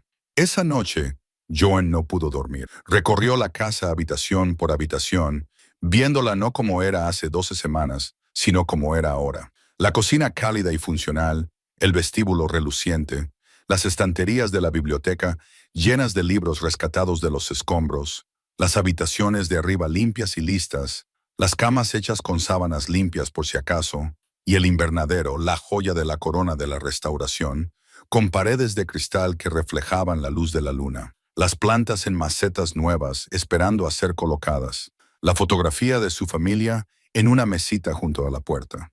Una habitación que había quedado completamente destruida y que ahora volvía a ser hermosa. Pensó en Eleanor y Samuel, en la vida que habían construido allí y en las pérdidas que habían sufrido. Pensó en James, que nunca volvió a casa, y en Robert, que no soportaba regresar. Pensó en sus propios hijos, dispersos por todo el país, cada uno con sus propias heridas, sus propias razones para mantenerse alejados. La campana de la cena colgaba en silencio en el porche. En 3 días, la tocaría para dar comienzo a la fiesta. En 3 días, sabría si sus hijos valoraban la invitación lo suficiente como para acudir. En 3 días sabría si los últimos 3 meses de trabajo habían sido solo para él o para algo más grande. Pero de pie en el invernadero bajo la luz de la luna, rodeado de pruebas de transformación y renovación, Joan sintió algo que no había sentido en años. No era exactamente esperanza. La esperanza era demasiado frágil, demasiado desesperada. Esto era algo más estable. Aceptación, tal vez. Comprender que había hecho lo que podía hacer, construido lo que podía construir, ofrecido lo que podía ofrecer. El resto no dependía de él. Se guardó 3 piedras en el bolsillo, una para Margaret, otra para Daniel y otra para Sarah. Una vieja superstición que Ana le había enseñado hacía mucho tiempo. Lleva una piedra para alguien a quien amas y encontrará el camino a casa. Probablemente era una tontería, pero las llevaba de todos modos. Afuera, los jardines esperaban la celebración. Dentro, la casa esperaba llenarse de voces, risas y vida. Y Joven esperaba, paciente ahora como nunca antes lo había estado, lo que le depararía el 21 de junio. El 21 de junio llegó con la luz dorada de la mañana y un cielo sin nubes. Jobin se despertó al amanecer, se quedó un momento tumbado en el dormitorio de arriba, escuchando el canto de los pájaros a través de la ventana abierta. 3 meses antes, había dormido en el suelo de la cocina en un saco de dormir, rodeado de ruinas. Ahora se despertaba en una cama adecuada, en una habitación adecuada, rodeado de restauración y posibilidades. Se vistió con cuidado con la ropa que Martha había insistido en que comprara para la ocasión. Una camisa blanca impecable, pantalones oscuros y una chaqueta ligera. Se miró en el espejo y vio a un anciano más delgado que en febrero, curtido por el sol del trabajo al aire libre, pero con la espalda más recta y con más vida. Abajo, la casa brillaba, con todas las superficies limpias y todas las habitaciones preparadas. Caminó lentamente, pasando la mano por la barandilla que Pete había restaurado, deteniéndose en la biblioteca, donde los libros ahora llenaban las estanterías, y en el invernadero, donde la luz de la mañana convertía las paredes de cristal en ventanas de catedral. Sobre la mesita junto a la puerta del invernadero estaba la fotografía familiar de 1985. Junto a ella, colocó las cartas de Eleanor, el tren de juguete y el libro de recetas. Pequeños objetos de vidas vividas en esta casa, conexiones a través del tiempo. Las piedras seguían en su bolsillo, una para cada niño. Las tocó como si fueran un talismán. A las 9:00, la gente empezó a llegar para ayudar a preparar todo. Martha dirigía las operaciones desde la cocina, organizando a los voluntarios como una querida comandante. Pete y Emily trabajaban juntos, colgando linternas a lo largo de los senderos del jardín. Tom hizo los últimos ajustes en los parterres, asegurándose de que todo estuviera perfecto. Lisa dispuso las mesas y las sillas con el ojo artístico de una compositora. Jobin se encontró principalmente observando, abrumado por la visión de tanta gente trabajando junta para crear algo hermoso. Su proyecto se había convertido en el proyecto de todos. Su restauración se había convertido en una celebración comunitaria. Al mediodía, Martha lo encontró de pie, solo, junto a la fuente, ahora limpia y en funcionamiento, con el agua cayendo en cascada sobre las piedras que habían estado secas durante décadas. ¿Cómo lo llevas?, le preguntó ella. No sé qué siento. Está bien. ¿Y si no vienen? Martha le apretó el brazo. Entonces aún te queda esto, esta casa, estos jardines, estas personas que han venido. Eso no es nada. Él asintió, sin atreverse a hablar. A las 2 en punto, todo estaba listo. Las mesas estaban cubiertas con manteles blancos, incluyendo el impecable mantel de Eleanor, con el bordado Whitmore 1942 en bandejas. Las flores en jarrones y los músicos afinaban sus instrumentos a la sombra de un viejo roble. Los jardines se transformaron en algo que la propia Yanena habría reconocido, no exactamente como eran, pero lo suficientemente parecido como para honrar su visión. La gente del pueblo comenzó a reunir a parejas de ancianos que recordaban las fiestas originales, familias jóvenes curiosas por ver la finca restaurada, todos vestidos con ropa de verano y trayendo platos cubiertos. A pesar de la insistencia de Martha, la comida estaba lista. Pete encontró a Joven a las 2:30. Emily quiere saber dónde quieres la mesa de regalos. ¿Mesa de regalos? La gente trajo cosas. Regalos de inauguración. Los están llamando. A Joven se le hizo un nudo en la garganta. No me lo esperaba. Lo sé, pero eso es lo que hace la comunidad. Aparecen. A las 2:45, Joven miró su teléfono por centésima vez. No había mensajes ni llamadas. Sus hijos no iban a venir. Sabía que era posible, aunque fuera remotamente. La distancia y el dolor no se borraban con cartas e invitaciones, pero saberlo no hacía que la decepción fuera más fácil. A las 3, se paró en el porche delantero, con la cuerda de la campana de la cena en la mano. Casi 50 personas llenaban los jardines, hablando, riendo, admirando los terrenos restaurados. Pete estaba de pie con el brazo alrededor de Emily. Martha charlaba con los músicos. Tom y Lisa se tomaban de la mano junto a las rosas que habían plantado juntos. Era hermoso. Era suficiente. Tenía que ser suficiente. Tiró de la cuerda. La campana resonó por todo el valle, clara y fuerte, llamando a todos a casa. Las conversaciones se acallaron. La gente se volvió hacia la casa, sonriendo, esperando a que él hablara. Había preparado unas palabras, pero se le atragantaron en la garganta. En su lugar, dijo simplemente: «Gracias por ayudarme a devolver la vida a este lugar, por mostrarme que las cosas rotas pueden recomponerse, por estar aquí». Los aplausos se extendieron entre la multitud. Los músicos comenzaron a tocar algo suave y dulce que flotaba por los jardines como un recuerdo hecho audible. Joven bajó los escalones, aceptando apretones de manos y abrazos, tratando de concentrarse en la alegría que lo rodeaba, en lugar de en los espacios vacíos donde deberían haber estado sus hijos. Estaba agradecido, estaba desconsolado, estaba ambas cosas a la vez. A las 3:30 estaba junto a la fuente hablando con una anciana que recordaba las rosas de Yanena, escuchando solo a medias sus historias, cuando oyó el motor de un coche en la entrada.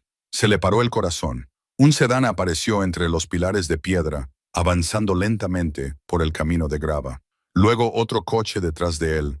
Luego un tercero. La mujer que estaba a su lado seguía hablando, pero Joan ya no la oía. No podía oír nada por el zumbido en sus oídos. El primer coche se detuvo al pie de las escaleras. Se abrió la puerta. Sarah salió.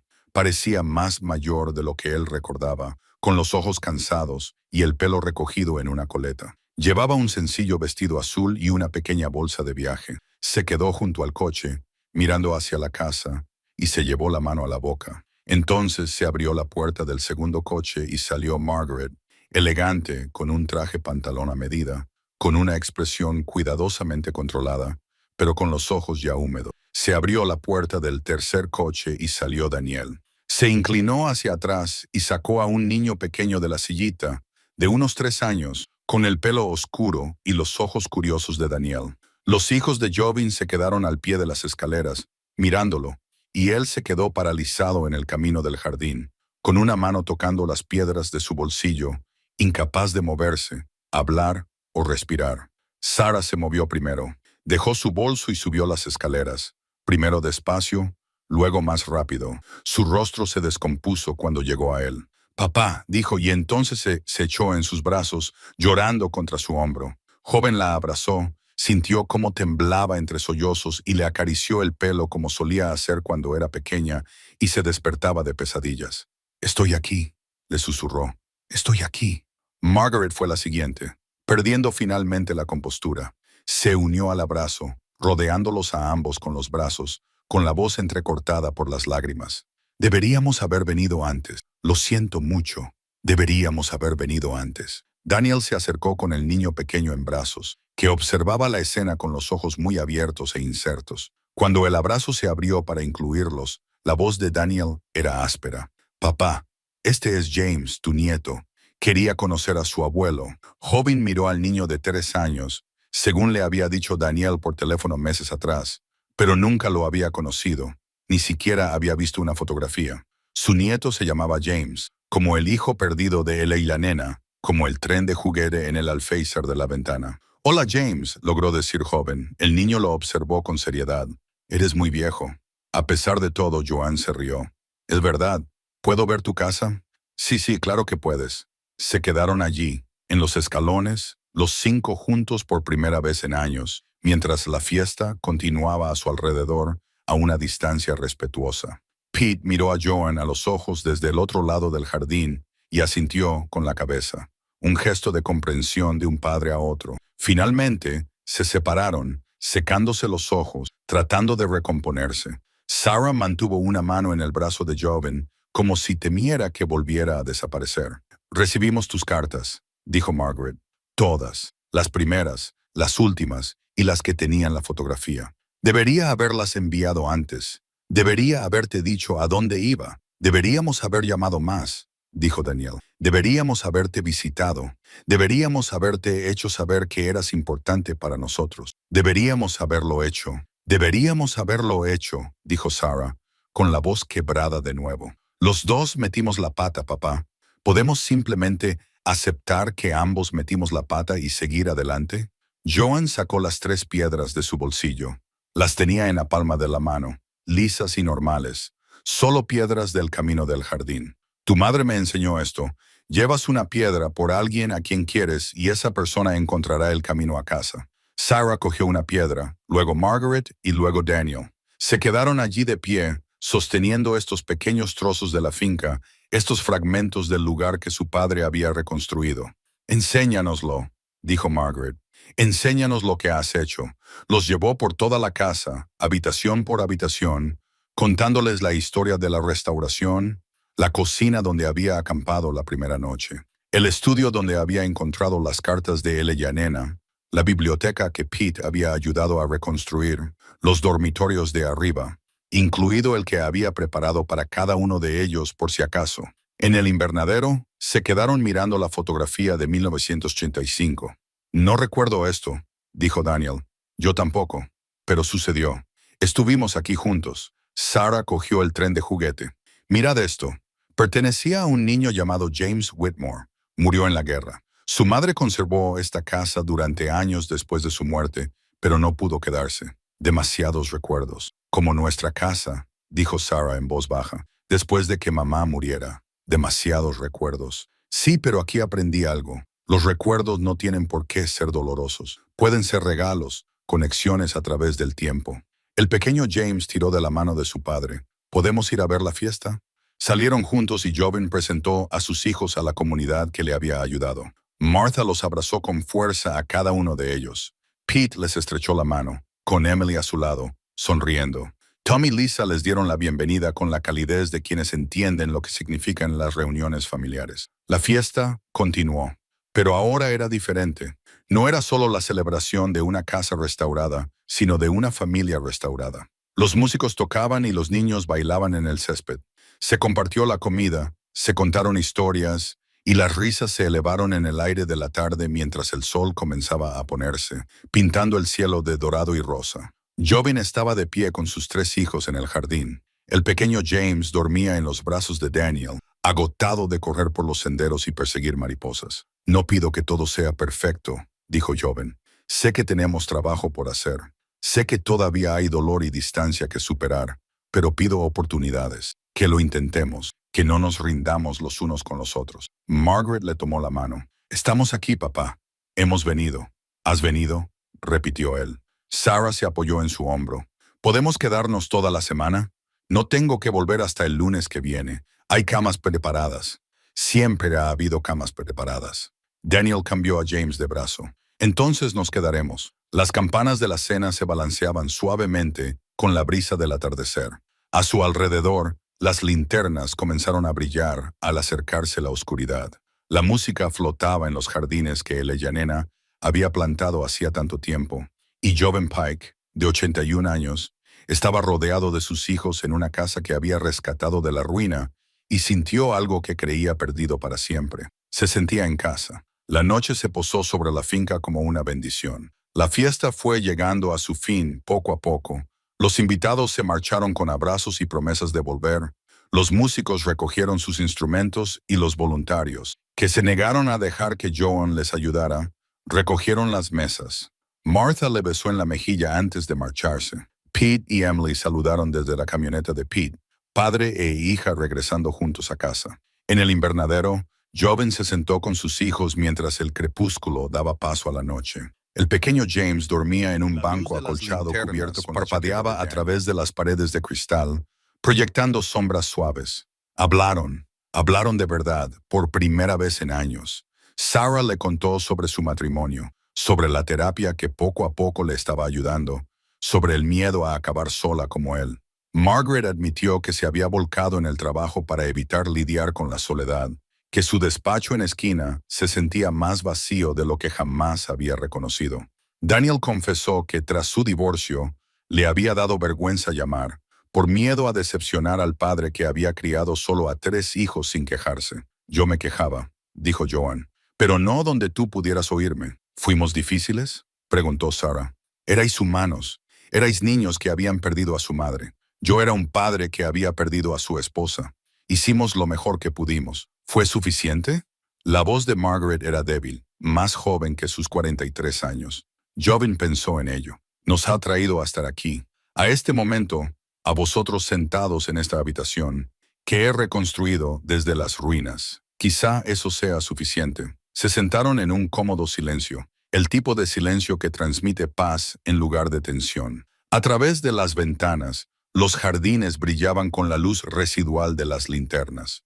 Me enfadé cuando desapareciste, dijo Margaret finalmente. Me enfadé porque no confiabas en nosotros lo suficiente como para decirnos que estabas pasando por dificultades.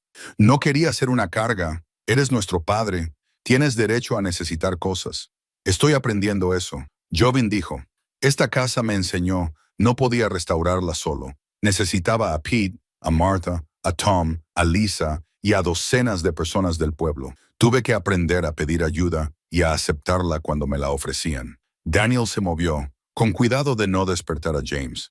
Tenemos que hablar de cosas prácticas, de asegurarnos de que estás bien aquí, de mantenernos en contacto adecuadamente.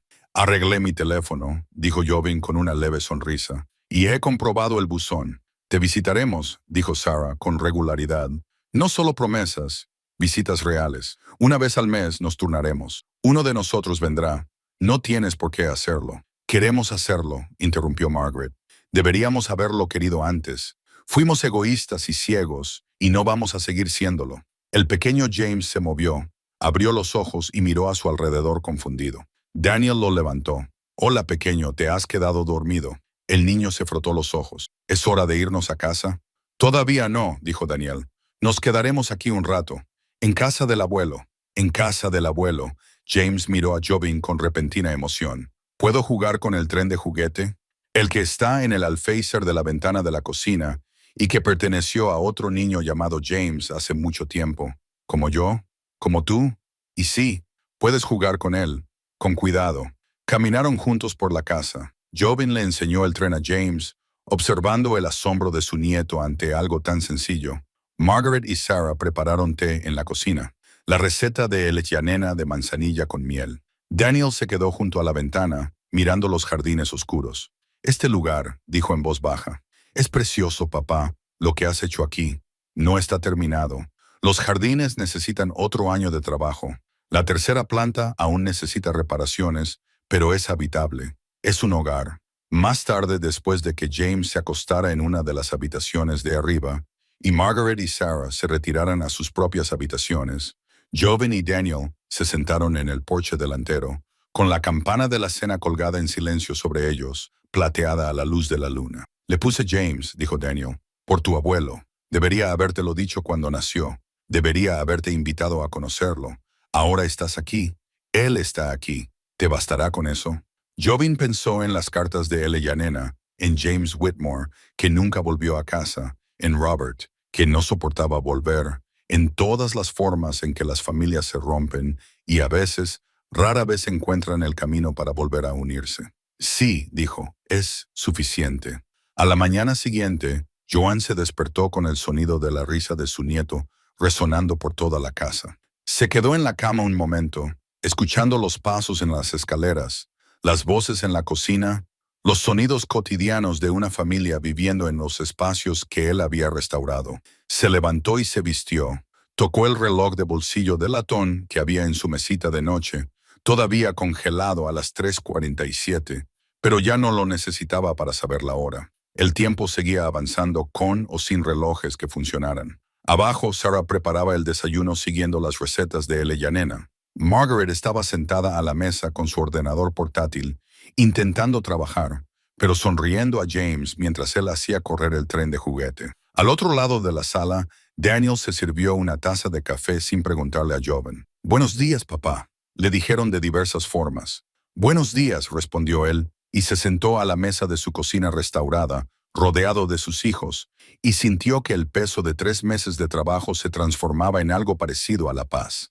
A través de la ventana podía ver los jardines que necesitaban atención, la fuente que manaba clara, el invernadero que brillaba con la luz de la mañana. Aún quedaba mucho trabajo por delante, pero el trabajo compartido era más fácil que el trabajo en solitario. Esa noche, mientras sus hijos preparaban la cena juntos, riendo, discutiendo sobre a quién le tocaba cortar las cebollas, sacando recetas del libro de Elena, Govind salió y tocó la campana de la cena. Su sonido se extendió por el valle, sobre los jardines y el estanque, a través del bosque y hacia la ciudad.